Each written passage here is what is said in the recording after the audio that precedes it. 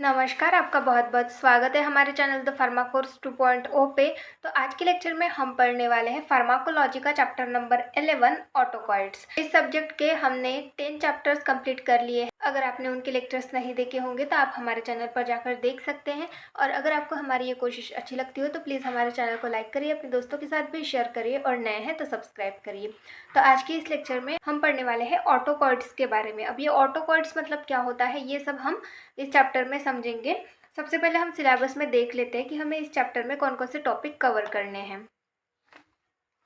ज़्यादा बड़ा चैप्टर नहीं है, चैप्टर नंबर 11 ऑटोकॉइड्स। इसमें हम सबसे पहले पढ़ेंगे physiological role of histamine 5-HT। 5-HT मतलब 5 हाइड्रोक्सी ट्रिप्टामिन, इसको सेरोटोनिन भी बोलते हैं, एंड प्रोस्टाग्लैंडिन। तो ये जो हिस्टामिन 5-HT और प्रोस्टाग्लैंडिन है ये ऑटोकॉइड्स हैं। तो इनके बारे में हम यहाँ पर पढ़ेंगे, ये इंपॉर्टेंट है, ये मेन ऑटोकॉइड्स है। तो इनके बारे में हम यहाँ पर पढ़ेंगे, इनके फिजियोलॉजिकल रोल मतलब हमारे बॉडी में ये कौन सा रोल परफॉर्म करते हैं, इनके फंक्शंस क्या है उसके बारे में देखेंगे। देन नेक्स्ट हम देखेंगे classification, clinical uses and adverse effect of anti histamines and 5-HT antagonist. मतलब जो एंटी हिस्टामिन्स होते हैं उनका क्लासिफिकेशन देखेंगे, उनके यूजेस क्या होते हैं, किस कंडीशन में उनको यूज़ किया जाता है उसके बारे में देखेंगे, और उनके एडवर्स इफेक्ट क्या हो सकते हैं इसके बारे में समझेंगे। और साथ में जो सेरोटोनिन एंटागोनिस्ट, 5-HT मतलब सेरोटोनिन ही होता है, तो सेरोटोनिन एंटागोनिस्ट मतलब सेरोटोनिन को अपोज करने वाले जो ड्रग्स होते हैं उनका क्लासिफिकेशन हम यहाँ पर देखेंगे, उनके यूजेस देखेंगे और उनके एडवर्स इफेक्ट देखेंगे। तो ये सारी चीज़ें हम इस चैप्टर में कवर करने वाले हैं। तो आइए स्टार्ट करते हैं चैप्टर नंबर 11 ऑटोकॉइड्स। सबसे पहले ऑटोकॉइड्स की डेफिनेशन देख लेते हैं। Autocoids are the biological factor which act like local hormone and act near their site of biosynthesis। तो ऑटोकॉइड्स ये बायोलॉजिकल फैक्टर्स होते हैं जो कि लोकल हार्मोन की तरह एक्ट करते हैं, हमारे बॉडी में हार्मोन की तरह एक्ट करते हैं।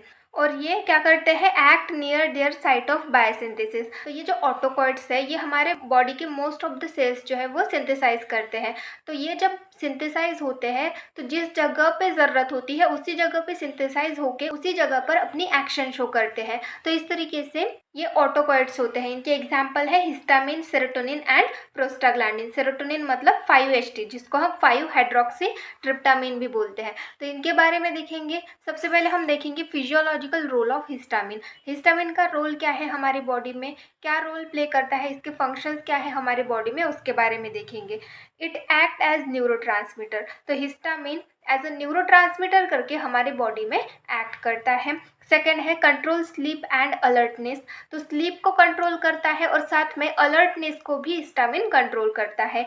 को रिलेट्स विथ फीटल डेवलपमेंट। तो फीटल डेवलपमेंट मतलब जो फीटस होता है, जो बच्चा होता है, उसके डेवलपमेंट के लिए भी हिस्टामिन ज़रूरी होता है। देन नेक्स्ट है वुंड हीलिंग, मतलब अगर इंजरी हुई है तो उसकी हीलिंग के टाइम हिस्टामिन जो है वो इम्पॉर्टेंट रोल प्ले करता है। देन नेक्स्ट है has role in thermal and body weight regulation. तो थर्मल मतलब क्या, बॉडी टेम्परेचर, हमारे जो बॉडी टेम्परेचर है और साथ में बॉडी वेट रेगुलेशन में ये अपना रोल दिखाता है। देन नेक्स्ट है gastric acid secretion. Gastric acid secretion में भी इसका रोल है। हमारे स्टमक में हिस्टामिन के रिसेप्टर्स प्रेजेंट होते हैं, जब हिस्टामिन उनको जाके बाइंड होता है उस टाइम पे जो गैस्ट्रिक एसिड है वो सेक्रेट होने लगता है। तो इस तरीके से ये गैस्ट्रिक एसिड का सेक्रेशन करता है। देन नेक्स्ट है WBC कीमोटैक्सिस, इसमें भी हिस्टामिन इन्वॉल्व होता है। इस तरीके से ये फिजियोलॉजिकल रोल हो गए हिस्टामिन के। देन नेक्स्ट हम देखेंगे फिजियोलॉजिकल रोल ऑफ 5-HT मतलब serotonin.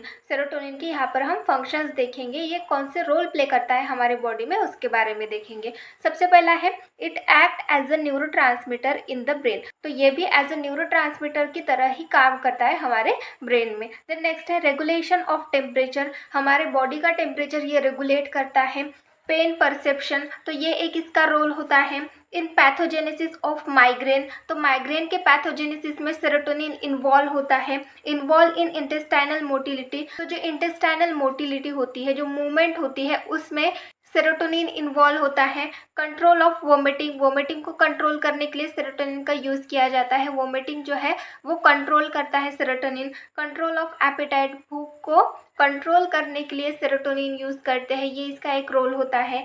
In pathogenesis of anxiety, तो एंजाइटी की पैथोजेनेसिस में भी सेरोटोनिन का रोल होता है। तो इस तरीके से ये फिजियोलॉजिकल रोल होते हैं 5 हाइड्रोक्सी ट्रिप्टामिन के। फिर नेक्स्ट है फिजियोलॉजिकल रोल ऑफ प्रोस्टाग्लैंडिन। तो यहाँ पर हम फिजियोलॉजिकल रोल देखेंगे किसका, प्रोस्टाग्लैंडिन का। सबसे पहला है prostaglandin control carbohydrate and lipid metabolism. तो प्रोस्टाग्लैंडिन जो है वो हमारे बॉडी में जो कार्बोहाइड्रेट का मेटाबॉलिज्म होता है और साथ में लिपिड का मेटाबॉलिज्म होता है, इनके मेटाबॉलिज्म की जो प्रोसेस होती है उसको ये कंट्रोल करता है। Prostaglandin act as a local modulator of cell functions.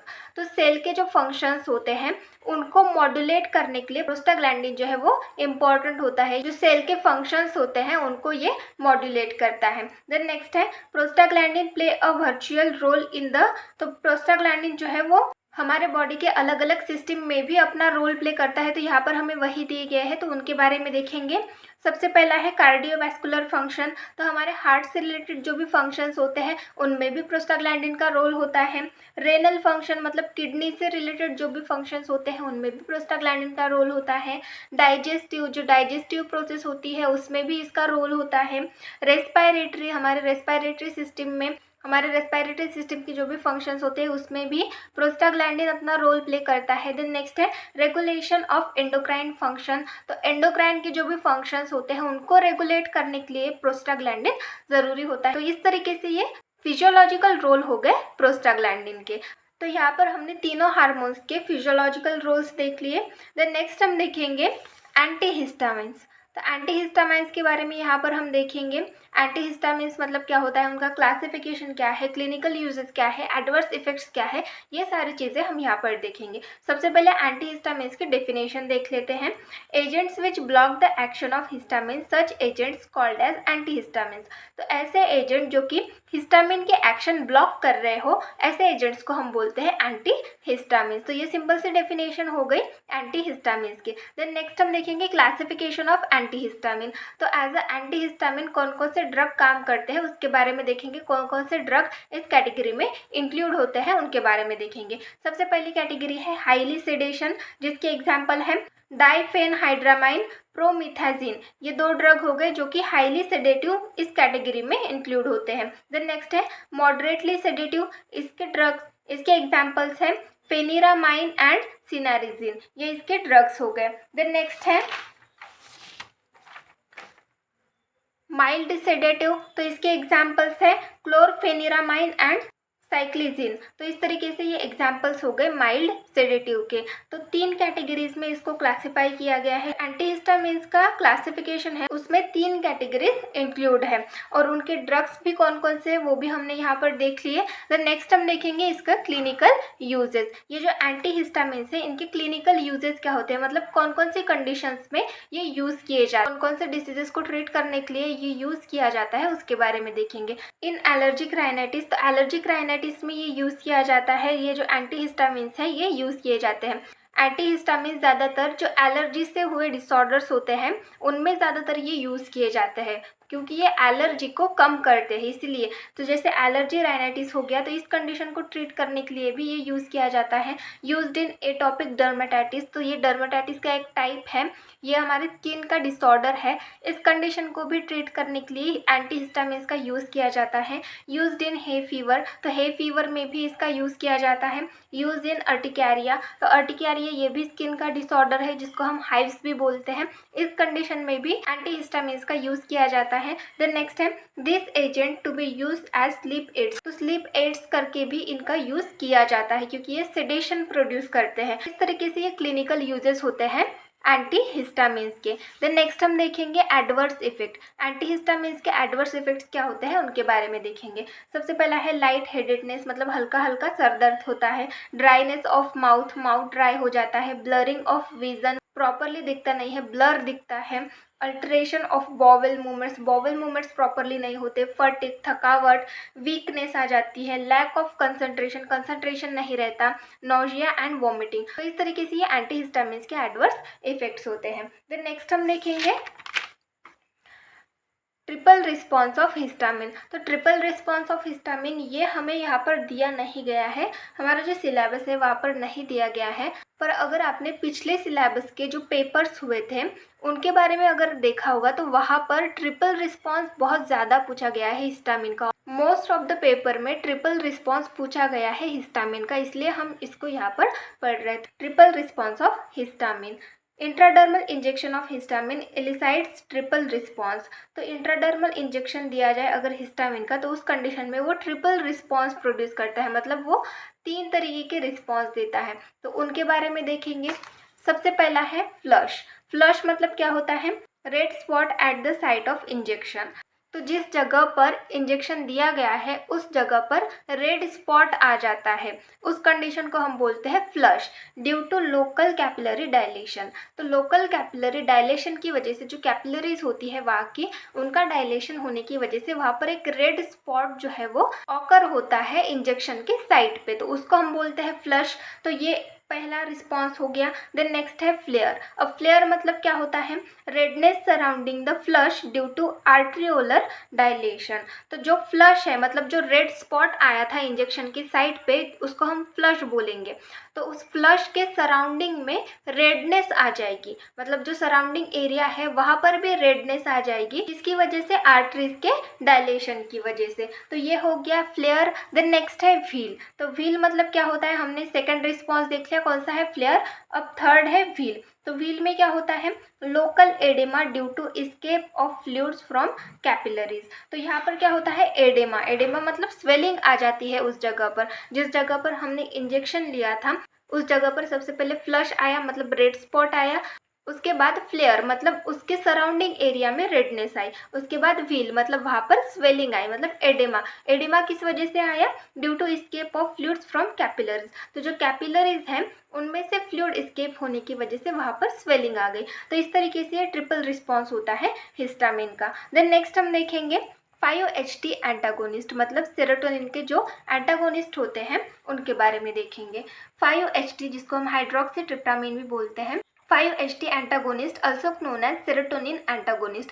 तो 5-HT एंटागोनिस्ट को सेरोटोनिन एंटागोनिस्ट भी कहा जाता है। इनका क्लासिफिकेशन देखेंगे। सबसे पहली कैटेगरी है नॉन सिलेक्टिव एंटागोनिस्ट, जिसके एग्जांपल है ergotamine and two bromo LSD। Then next category है 5H2 एंटागोनिस्ट। तो 5H2 ये रिसेप्टार्स होते हैं सेरोटोनिन के।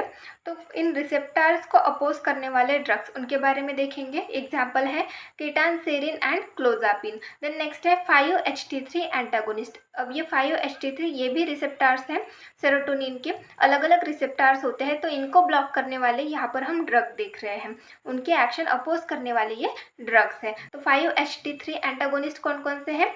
ग्रेनिसेट्रॉन एंड ट्रोपीसेट्रॉन। तो इस तरीके से ये क्लासिफिकेशन हो गया 5HT एंटागोनिस्ट का। देन नेक्स्ट हम देखेंगे क्लिनिकल यूजेस। इसके यूजेस क्या होते हैं, कौन सी कंडीशंस में ये यूज़ किए जाते हैं। सबसे पहला है यूज एज एंटी हाइपरटेंसिव। तो एज अ एंटी हाइपरटेंसिव करके भी जो केटानसेरिन है वो हाइपरटेंशन की कंडीशन में यूज़ किया जाता है। Used in schizophrenia. तो सीजोफ्रेनिया को ट्रीट करने के लिए भी ये ड्रग्स यूज़ किए जाते हैं। Used in migraine. माइग्रेन की कंडीशन में ये यूज़ करते हैं। Used as एंटीएमेटिक। एंटीएमेटिक मतलब जैसे नौजिया और वोमिटिंग है उनको प्रिवेंट करने के लिए 5-हाइड्रोक्सीट्रिप्टामाइन एंटागोनिस्ट यूज़ किए जाते हैं। एंजियोलाइटिक एज अ एंजियोलाइटिक करके भी ये ड्रग काम करते हैं। तो इस तरीके से ये क्लिनिकल यूजेस हो गए 5-हाइड्रोक्सीट्रिप्टामाइन एंटागोनिस्ट के। देन नेक्स्ट हम देखेंगे इनके साइड इफेक्ट्स। इनके साइड इफेक्ट्स क्या होते हैं? सबसे पहला है सेडेशन।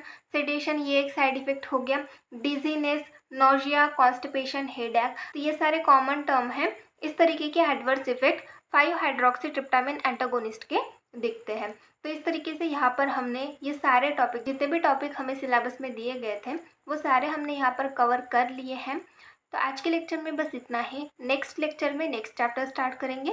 Thank you.